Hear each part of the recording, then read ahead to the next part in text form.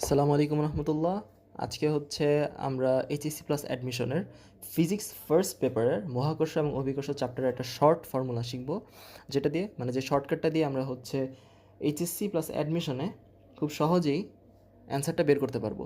তো আমার হচ্ছে এটা ফার্স্ট ভিডিও, এরকম কয়েকটা ভিডিও মিলে একটা প্লেলিস্ট তৈরি করব, যেখানে তোমাদের সব শর্টকাটগুলো আমি শিখিয়ে দিব। ফিজিক্সের আলাদা থাকবে, ম্যাথের আলাদা থাকবে, কেমিস্ট্রির আলাদা থাকবে ইনশাল্লাহ। তো এইখানে আমাদের কোশ্চেনটা কি, আমরা একটু এখানে ফোকাস করি। যেমন বলছে এখানে, ভূপৃষ্ঠে কোনো লোকের ওজন 648 নিউটন হলে চাঁদে গিয়ে তিনি কত ওজন হারাবেন।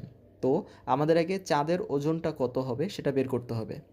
তো এটা শর্টকাটটা কি, চাঁদে ওজন ইজ ইকুয়াল টু ব্যাসার্ধের গুণ হোল স্কোয়ার ডিভাইডেড বাই ভরের গুণ ইনটু এই যে পৃথিবীর যে ওজনটা ইনটু পৃথিবীর ওজন, এখানে গুণ হবে। তো এখানে ধরে নেই বলছি কারণ আমি এখানে দেই নেই। হ্যাঁ, এগুলো দেওয়া থাকবে। এই যে পৃথিবীর ভর চাঁদের ভরের কত গুণ, পৃথিবীর ব্যাসার্ধ চারের ব্যাসার্ধের কত গুণ, সেগুলো দেওয়া থাকবে।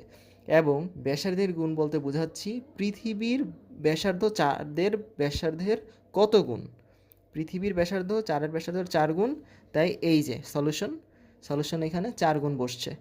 ঠিক আছে, পৃথিবীর ভর চাঁদের ভরের 81 গুণ, তাই এখানে 81 বসছে।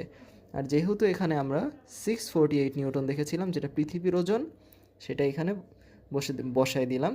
তো ইনপুট করলে এখানে আসবে কি, আউটপুট আসবে 128 নিউটন।